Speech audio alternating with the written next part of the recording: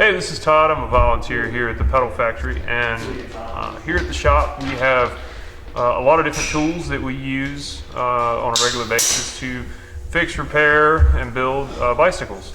Here at the shop we divided our tools into a couple of sections. We have our standard tools, which we, volunteers and people will use for most of the standard repairs on bicycles, and then we have our specialty tools that are for specific things that we need for particular sections of the bike or things that we do certain ways. So what I'll do today is just take a few of these tools and explain how we use them, how you'll use them, so the first tool we'll review will be our hex wrenches, or we call them T-handles. A lot of times here they're numbered, they're metric measurements, which can range from 2 millimeters to about 10 millimeter size that we use, which is the diameter of the tool. So a couple of these I have here are a 5 millimeter, which is a very standard size that we use for a lot of different things on the bicycle. This is a 6 millimeter, which is one size larger. You can use both ends. We have kind of a ball end that you can put inside of these and kind of move around and get a little different angle. And then we've got this short end that we can put in things and get a little bit more leverage.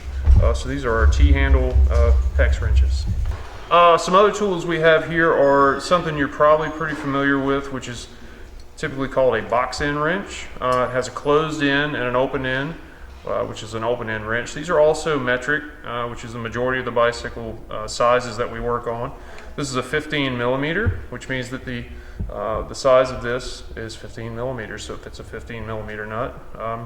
So these typically range from 8 millimeter to about 17 to 19 millimeter that we use. We have these that we use on various things on the bike. So some other tools we have here, we call them three-ways.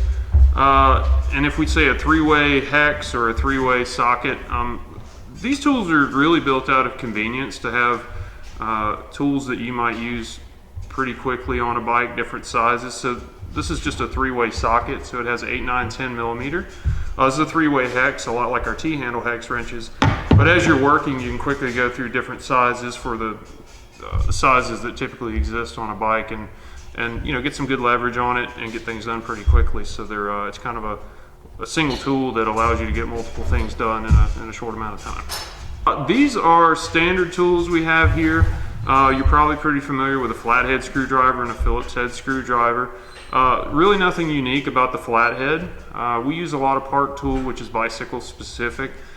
Phillips heads, we do buy a specific, it's called a Japan industry standard, which has a little bit different head on it, and it fits basically every Phillips head screw on a bicycle very well and allows you to adjust and tighten and loosen those without stripping out the head. So Phillips and flathead screwdrivers. This is what some people call a chain tool or a chain breaker tool. What this tool does is you lay a bicycle chain inside of it, and you're able to take this pin and press the pin out of a chain and take the chain into pieces, and then that allows us to put the chain back together later, or just discard the chain if we're going to put a new chain on the bike. Certain chains you can also put a new pin in, but a lot of times we have a quick link that we don't have to use this to reassemble the chain. So this is our chain breaker tool. Okay, this is sometimes called a third hand tool, or I call it a cable puller, cable tension. Probably one of the more difficult tools to get used to using in the shop. It has a few semi-scary looking things that are pretty easy to understand once you've used them a few times, but really bicycle cables will go in this slot, and you're able to create tension on that when you install brakes, sometimes derailleurs, but new cables will usually need to be pulled to get the tension out of them, so they're tight.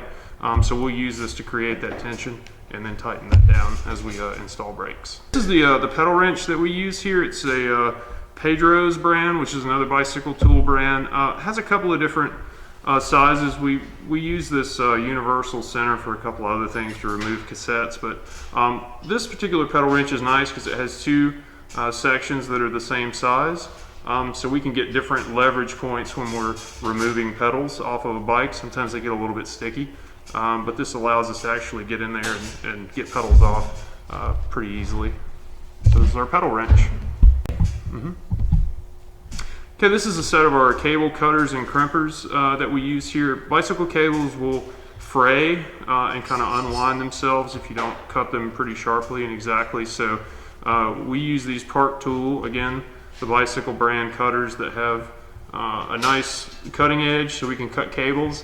And then the crimps that we put on the end that keep the cable from fraying, we use this inside section to crimp those on after we service the cable.